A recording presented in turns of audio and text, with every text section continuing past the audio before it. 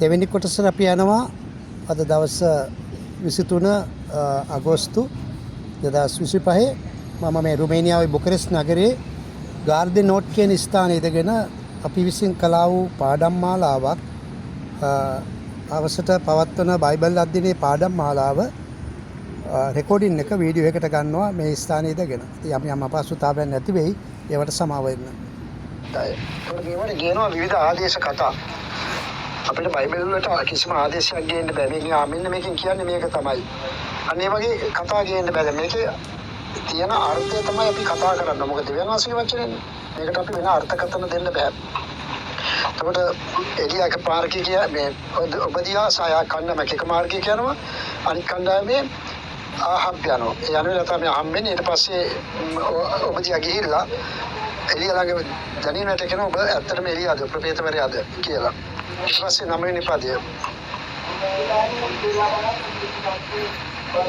8:9යි 8 අපි හරි බැරිනේ 8 කියනවා එලියා කියනවා නේද ඊට පස්සේ ඔබද මම එලියාය මෙහි ඉන්නවා කියා ඔබ ගොස් නෙමේ ස්වාමියාට කියපන්නේ කීවේ. ඒකට 8 කියනවා එලියා කියනවා මම එලියා තමයි ගිහිල්ලා ආහබ්ට කියන්න මම මෙතන ඉන්නවා කියලා කියන්නේ කියලා. ඊට පස්සේ 9 වෙනි පදයේ විතර කතා කොට ඔබගේ මෙහෙකරු මරණ පිණිස ආහබ් යතර පාවා දීමට මම මොන පාපයක් කළෙම්ද? ඔබදියා බයයි. දැන් ඔබදියා දේවසේවක ආරක්ෂා කරපු කෙනෙක්නේ. හැබැයි මෙයාට විශාල බයක් ආවා. ඥායිත් වදන් මෙයා ඉන්නවා කියලා කිව්ව ගමන් ඒකට ආහබ් පිටට දුවගෙන එනවා අනිවාර්යෙන්ම. ඊට පස්සේ සිද්ධ වෙන දේ ගැන තමයි ආයි ඊට පස්සේ කියන්නේ 10 වෙනි පදේ. මාදවි ඔයා ෆෝන් කොන් කරලා හිටවනම් ඔයාව සම්බන්ධ කරගන්න පුළුවන් අපිට මේකට. පදේ බයිබල් පදේ කියවලා ඒක පොඩ්ඩක් තීරු කරන්න. අපි උත්සාහ කරන්නේ ඒකට මේ. 10 වෙනි පදේ. ඔබගේ දෙවියන් ස්වාමීන් වහන්සේ ජීවමාන බව සැබෑවටම ඔබ සොයන පිරිසමාගේ ස්වාමියා විසින් බැහැරිය ජාතියක්වත් වාචියක්වත් නැත. ඔහු මෙහි නැත කියා ඔවුන් කී කල ඔබ ඔවුන්ට සම්පූර්ණ වුණු බවට ඔහු ඒ රාජ්‍ය වලිනුත් ජාතීන්ගෙනුත් දියුරුම් ගත්තේය. මොකද වර්තේරේ කියන්න බලන්න බයිබල් බලනකොට අපි ඔයාලා තේරුම් ගන්න බෑ මේක තමයි කියන්නේ කියලා. ඒක තමයි අපි මේ විමසන්නේ. මොකද කියන්නේ? තේරෙනවද නැත්නම් වර්තේරුම් ගන්න අමාරුද? දෙවියන් වහන්සේ ජීවමාන බව ජීවමානව ඉන්නවා.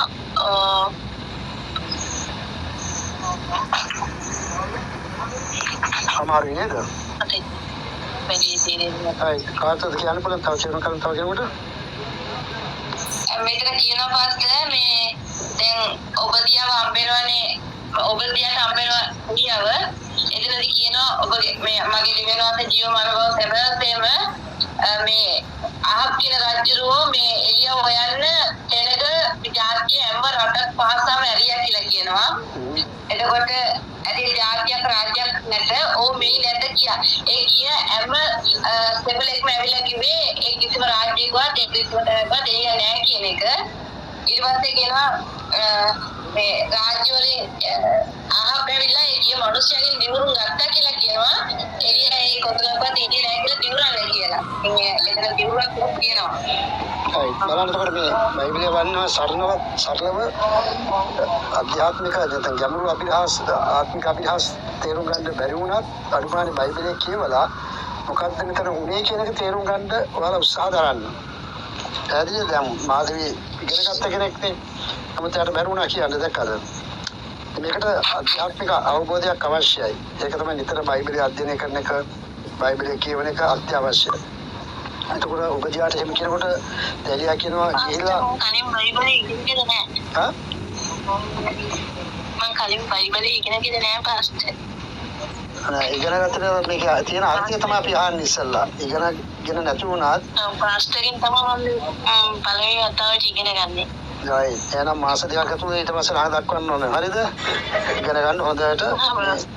දැන් මේ කියන්නේ හරි සරලයි දරුවනේ. හරිද? ඔබගේ ඔබගේ දේව ස්වාමීන් වහන්සේ ජීවමාන බව සැබෑවසේම ඔබ සොයන පිණිස මාගේ ස්වාමියා විසින් ඒ කියන්නේ මේක කියන බලන්න හරි සරලයි. අනිත් දෙවියන් වහන්සේ යහපත් දෙවියන් වහන්සේ ජීවමාන කෙනෙක් හැබැයි ඔබ හොයන්න අපේ රජුරු නැත්නම් අපි කියමු ආහාප් කියන කෙනා ඔබ සොයන්න නොගිය රාජ්‍යයක් නැහැ. නොගිය ජාතියක් නැහැ. ඔහු මේ නැහැ කියලා උන් හැම කෙනෙම ඇවිල්ලා කිව්වා. හැබැයි ඒක එළිය හිටියේ ළඟමයි. ඒ කිට්ටුවම තමයි හිටියේ. නමුත් මිනිස්සුන්ට එළියව පේන්නේ නැහැ. උන්ට සම්පූර්ණ බව ඔහු ඒ රාජ්‍යවල ජාතින්වල දියුණුම් ගත්තා. ඒකට හම්බුන්නේ නැහැ කියලා දියුණුම් ප්‍රකාශ බව ගත්තා. නෑ අපි දැක්කේ නෑ. එළියා ඉන්නවා දැක්කේ නෑ කියලා. ඒකට බලන්න මේක ලොකුම අභිලාෂ තමයි දෙවියන් වහන්සේ අදහන දරුවන්ව විනාශ කරන්න බෑ. මම 2013 මහින්ද රාජපක්ෂලාට විරුද්ධව සංගරාවක් කියපු මිනිස්සේ ඊට 13 මම පෞගේ කාලේ මේ ගෲප් එකට දැම්මා. හැබැයි මොකක් බලලා හිටියා මම හිරේයි මාව සුදුයන් වලින් මුස්සයි කියලා. නමුත් කිසිම කෙනෙකුට එයාලට තවුන්නේ නෑ මාව. හරිද මාව හොයන්න තියෙන සමාට දැකලා නෑ. එතකොට ඇයි අපි දෙගනාසියේදී හරියට කරනකොට උන්වහන්සේ අපව ආරක්ෂා කරනවා රැකවරණය දෙනවා. අපිට පූර්ණ කරුණාව අනුග්‍රහය දෙනවා. හරිද? එතකොට උන්වහන්සේට කරන්න බැරි දෙයක් මේ පොළොව තලයේ ඇත්තටම මහත්කම තමයි මෙතන අපිට ඔප්පු කරන්නේ. මේක විශිෂ්ට දෙයක් ඇත්තටම ස්වාමීන් වහන්සේ මෙන්න මේවා නිසා තමයි අපි වලට කියන්නේ පුළුවන් තරම් දෙවියන් වහන්සේ සොයන්න දෙවියන් වහන්සේට ලං වෙන්න කියලා. හරි? හැබැයි ආහාප් බය වුණා. දැන් ආහාප් දෙවියන් වහන්සේගේ සේවකයන් ආරක්ෂා කරපු කෙනෙක්. ආහාප් කියන්නේ දේව සේවකයෝ ආරක්ෂා කරලා කැම්බීම දුන්නා. මරණය පිණිපිණි. ඉතින් මේ අපිට මේව ගැන කතා කරන්න කියත් මේ මාතෘකාව දවස් 5ක් 6ක ඉගෙනීමක්. අපි දැන් වලට මේ කෙටියෙන් කියන්නේ. ඒගොල්ලෝ කියනවා එහෙත් එළියා මෙහි ඉන්නේ කියලා. ප්‍රශ්න මේ ස්වාමියාට කියන්නේ ඔබ කියන්නේ. එතකොට ඔබදියා කියනවා ඔයා මෙතන ඉන්නවා කියලා අච්චුරට කියනවා. මම කොහොමද යන්නේ? ඔයා මරන්න හෙව්වා. ඔයා වල්ලන්න අවට රටවලට ඔක්කොටම යවුවා. කිසිම තැනක ඔබ නැහැ කියලා තමයි කිව්වේ. අපෝ දැන් නුවර කෙනෙක් කියලා නුවර තමයි ආහාප් ඉන්නේ. ඒකට අනුරාධපුර රාජධානියට දකුණේ රාජධානිය වලට අම්පාර පැත්තට මේ හැම පැත්තටම යවුවා. මේ එළියා ඉන්නවද කියලා බලන්න. ඒකට එළියා මිනිමරුවෙක්වත් වෙන කෙනෙක් නෙවෙයි. එයා දෙවියන්සේගේ සේවකයෙක්. එයා කෙලින් කතා කරපු කෙනෙක්. ඒ වගේ තමයි අද අපි කතා කරන්න කෙලින්. අපි කෙලින්ම කතා කළ යුතු දේ මිනිසුන්ට කියනවා. එතකොට ටිකක් අමාරුයි දරා ගන්න. ඒකට එළියට ඒකයි මම කියන්නේ. අයියෝ මට නම් බෑ මාවත් මරයි කියන එක ඊට පස්සේ 12 වෙනි පාදේ කවුද මානෙල් කියන්න බලන්න 12 වෙනි පාදේ. තවද මා ඔබ වෙතින් අහක්ව කිව්වහම ස්වාමීන් වහන්සේට ආත්මය මා නොදන්නා තැනට ඔබගෙන යනවා මා ගොස් ආහාරට කී කල ඔහුට ඔබ සම්බ නොවන නිසා මා මරණවා ඇත. ඒත් ඔබගේ මේ කරු මම බාල වයසේ පටන් ස්වාමීන් වහන්සේ කෙරෙහි බය ඇතුව සිටිනි. මොකද්ද ඒකේ තේරෙන්නේ මොකද්ද? ඒ කියන්නේ දැන් මෙතන ස්වාමීන් වහන්සේ කෙරෙහි පුංචි කාලේ ධම්ම බාල වයසේ කියන පුංචි කාලේ ධම්ම දෙවියන් වහන්සේට මෙහි කරමින් දෙවියන් වහන්සේට බය ඇති හිටපු දරුවෙක් කියලා තමයි මෙතන කතා කරන්නේ. ස්වාමීන් වහන්සේගේ ආත්මය මා නොදන්නා තැනකට කියන්නේ ස්වාමීන් වහන්සේගේ ආත්මය මම කිසිම දෙයක් දන්නේ නැති තැනකට දන්නේ නැති දවසක දෙවියන් වහන්සේ ගෙනියනවා කියලා උන්වහන්සේගේ කත්තේ කීකර ඔහු සම්බ නොවන නිසා ඒ කියන්නේ ආහප්ට කියනවා ඔහු සම්බ වුණ නැත්නම් මරනවා කියන එක එහෙම වෙනවා කියලා දෙවියන් වහන්සේගේ වචනේ බාල කියනවා කියලා තමයි කියන්නේ. දැන් එහෙම කියන ආප්ට කියලා කියන්නේ කියලා ආප්ට එයාගෙන මම මෙතන ඉනවා කියලා කියලා ආප්ට කියන්න මම මෙතන ඉන්නේ. එතකොට තමයි මෙයා කියන්නේ අපෝ මට නම් බෑ. මම ගිහිල්ලා ආප්ට කියනකොට අන්න එළියා අතන ඉන්නවා කියලා කියනකොට ආහප් ඒ මාත් එක්ක මෙතෙන්ද හැබැයි මෙතන වල ඔබ පෙන්නේ දෙවියන් වහන්සේ නොපෙනෙන්න සංවදලා තියෙන්නේ. නැත්නම් වෙන තැනකට අරගෙන ගිහිල්ලා තියෙන්නේ. එතකොට මම මෙතන ඉන්නවා කියලා බොරුවක් කිව්වා කියලා මාව තමයි මරන්නේ. දැන් ඔබ දියාගේ සිතුවිල්ල හරි ප්‍රකාශය හරි ඒ බය වුණානේ. මේක ඉස්සෙල්ලා එළියා හොයනවා හම්බුන්නේ නැහැ. එතකොට දැන් එළියා ගිහිල්ලා මේ මේලිය මෙතන ඉන්නවා කියලා ආහප්ට කියනකොට ආහප් රජුලා මෙතන බලනකොට එයා හිටියේ නැත්නම් කෙලින්ම ඔබ දියාගේ බෙල්ල තමයි ගහලා දාන්නේ. ඔබ බොරුවක් කිව්වා මම මුලා කරා කියලා. ඒ නිසා තමයි මම මෙහෙම කියන්නේ. එතකොට මම තමයි මරණයටපත් වෙන්නේ කියලා. ඉතින් මම බාලවාසී ධම්ම ස්වාමීන් වහන්සේ කෙරේ බය ඇතුව ඉන්න කෙනෙක්. ඒ නිසා මගේ ඇදහිල්ල මේකෙන් නැති වෙයි මම විනාශ වෙයි කියන එක තමයි ඔක් කියන්නේ. 13 වෙනි පදේ නිරොස්මි කියන්නේ. ස්වාමීන් වහන්සේගේ පොපෙව්දව මරණ දමන කල මා කල දේ එනම් ස්වාමීන් වහන්සේගේ ප්‍රොපේතවරුන්ගේ 100 දෙනෙකු 50 බැගින් ගුහාවර සංගවා රොටි වතුරක් දී ඔවුන් පෝෂණය කළ ඇති මාගේ ස්වාමියාට නොකියන ලද්දේද මෙතන කියන්නේ පාස්ටර් දැන් ඔබදී ඇවිල්ලා පොපේකවරු 50 දින ගෝවල දීලා වතුරේම දීලා ආරක්ෂා කරානේ. එතකොට දැන් ඔබදී ආරක්ෂා කරායි පොපේකවරුන් ඊට පස්සේ දැන් මේ මෙතන එලියාට කියනවා දැන් එයාලා ගැන මම කිව්වේ නෑ මගේ ස්වාමියාට. ඉතින් ඒ නිසා මේ කිව්වේ නෑ. එහෙම කියන තරම් පස්සේ දැන් කියන්නේ දැන් ආදරණීය කොටසේ අපි දාතන බලමු ඊට පස්සේ කියන්නේ එකයි මම ගිහිල්ලා ප්‍රොපේතුල් නැත්නම් දෙවනස්ගේ මිනිස්සු ජෙසබෙල්සි මරණ වෙලාවේ හරිද මේක කියන්නේ ජෙසබෙල් ස්වාමීන් වහන්සේගේ ප්‍රොපේතුල් මරා දමන කල ඒ කියන්නේ ජෙසබෙල් හරි වෛරයි ජෙසබෙල් කියන්නේ ආත්මයක් නෙවෙයිද මනුස්සෙක්ද අපේ මිනිස්සු කාන්තාවක් ආහබ් කියන රජුගේ භාර්යාව දැන් ඔක අපේ මිනිස්සු කියලා තියෙනවා ජෙසබෙල්ගේ ආත්මය කියලා එහෙම එකක් බයිබලයේ නෑ ජෙසබෙල්ගේ ආත්මය කියලා ඒක විකාර සභාවේ ආයත දානවා. ඉතින් එහෙම එකක් බයිබලයේ නෑ ජාර ජෙසබෙල් නපුරු වැඩ කරපු නිසා තමයි ජෙසබෙල්ගේ ආත්මය කියලා මොකක් දේවසේවරු හඳුන්වන්නේ. එහෙම එකක් නෑ. හරිද? එතකොට ජෙසබෙල් කරේ දෙවනවාසේ අදහන දැන් අපි වගේ සේවය කරන අය මරුවා එක. ඒ මරණ වෙලාවේ මේ ඔබදියා කියන කෙනා 50 දෙනා ගල් ගුහාවල ඒක කඳුවල ගල් ගුහාවල තියෙනවනේ. ඒවා ගෑරන් කියලා සංගවලා ඒ කට්ටියට කන්න බොන්න රොටි සහ වතුර සැපෙවුවා කියලා තමයි මෙතන කියන්නේ. මම එහෙම කරපු කෙනෙක්. මම ඒ වගේ භක්තිවන්ත කෙනෙක්. හරිද? ඒකවල මෙයා බලන්න හිටිය රජුගේ මාලිගාවේ ජෙසබෙල් දේවසේවක මරනවා. හැබැයි එවැනි වෙලාවක මේ දේවසේවක අරන් කියලා සංගවලා එන්න ආරක්ෂා කළා. ඉතින් මේක අපි හැම කෙනෙක්ම වෙන්න ඕන දේවසේවකයන්ව ආරක්ෂා කරන එක, දේවසේවකයන් සලකන එක, අපෝපස්ථාන කරන එක දිව්‍යන් වහන්සේ අපි හැම කෙනෙක්ම බලාපොරොත්තු වෙනවා. එතකොට 14 කෙනෙක් එලියා මෙහි ඉන්නේ කියා ඔබ ගොස්ලේ ස්වාමියාට කියපන්නයි ඔබ කියන්නේ. ඔව් මා මරණ ඇතයි කිව්වේ. දැන් මෙහෙම කිව්වොත් මාව මරනවා. මම ගිහිල්ලා ආහප්ට කිව්ව ගමන් මාව මරනවා. ඔබ මෙතන නැතිනකොට ඔබ දිව්‍යන් වහන්සේ මොන හරි ක්‍රමයකින් ඔබ සංගවයි. හැබැයි එතකොට මාව මරණයටපත් වෙනවා. ඇත්තටම මේක මා භයානක සිද්ධියක් නේ. ඔබදී යන්න ඕනේ ගිහිල්ලා කියන්න ඕනේ. හැබැයි එළිය කියනවා ගිහින් කියන්න. ඒක ඔබදියාට බයයි. ගිහිල්ලා අනගහනනකොට මෙයා හිතියේ නැත්තම් ඒ නිසා තමයි ඔබදියා මෙතන කියන්නේ මම මේ වගේ උතුම් ක්‍රියාවක් කරපු කෙනෙක්. දැන් ඔයාලට පුළුවන් ඔයාලා දේවසේවකයට කාට හරි උදව් කරන උපකාර කරලා මොන හරි දේවල් කරනවා. ගම් ප්‍රශ්නයක් වෙලා ජීවිතයට කියන්න පුළුවන් මම මේ වගේ කරපු කෙනෙක්. මට කරුණාව දෙන්න කියලා දෙවියන්ස් ඉදිරියේ කතා කරන්න පුළුවන්. හරිද? 16 එවිට ඔබදියා ආප් සම්බවන්ට ගොස් ඔහු ගන්වේ ආප් එලියා සම්බෙන්ද ගියේ. දැන් ඔබදියා මේ ප්‍රශ්න හැම බය නැතුව නිර්භීතව නැවත දීලා කියනවා රයිට් මට එලියා හම්බුණා. එලියා මෙන්න අහවල් තැන ඉන්නවා කියලා. හරිද? අහවල් තැන එලියා ඉන්නවා. මේ අපි යමු කියන එක කියන හැබැයි එහෙම කියනකොට ආහප්ට ලොකු සතුටක් ඇති වෙන්නේ නැති ඔබදියා ගැන. මෙයා මට විශ්වාසවන්ත සේවකයෙක් නේ. විශ්වාසවන්ත මිනිහෙක්. හරි අපි යමු කියලා එනවා. එතකොට ආහප්ට විශාල සතුටක්. හැබැයි ආහප් එනකොට එලියා කියන කෙනා හිටියේ නැත්නම් ඔබදියාගේ හිසක තමයි ගසලා යන්නේ. නැත්නම් මරණයටපත් වෙන්නේ. ඊට පස්සේ 18 කියනවා 17 කියනවා තවද ආහම් එලියා දුටු විට ඔහුට කතා කොට ඊශ්‍රායල් කලබල තරත්තේ නුඹදයි ඔහුට කිව්වේ. දැන් ආහම් රජුරේනවා එනකොට කියනවා මේ ඊශ්‍රායල් කලබල එන ඔබද විනාශ කරන කෙනා ඔබද කියලා. මේ කියන්නේ දැන් ඔහු නිසානේ මෙතන මේ විශාල නීතියක් දේශයට ආවේ. විශාල පීඩාවක් ආවේ. මම එක්කෙනෙක් කියනවා දැන් අපිට කාලය නෑ මත් මේක ඉවර කරන්න. මොකද වලට මේක කියවන්නේ තව කල් යනවා.